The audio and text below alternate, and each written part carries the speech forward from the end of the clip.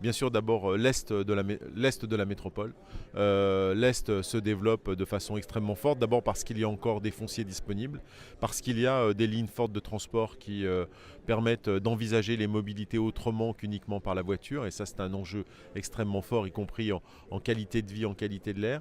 Mais aussi, et de la même façon, j'évoquais tout à l'heure le long de la ligne B du métro, cette nouvelle ligne qui dessert déjà Oullins et qui desservira ce qu'on appelle le vallon des hôpitaux. Et là aussi, il y a un enjeu considérable parce qu'il y a des fonciers disponibles et un grand projet à développer autour finalement des activités hospitalières, des activités de recherche, des activités de santé.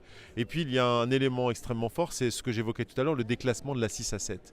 Le déclassement de cette autoroute qui rentrait finalement dans la ville de Lyon à travers le tunnel de Fourvière. Demain ça veut dire 2025-2030, ce sera un boulevard urbain.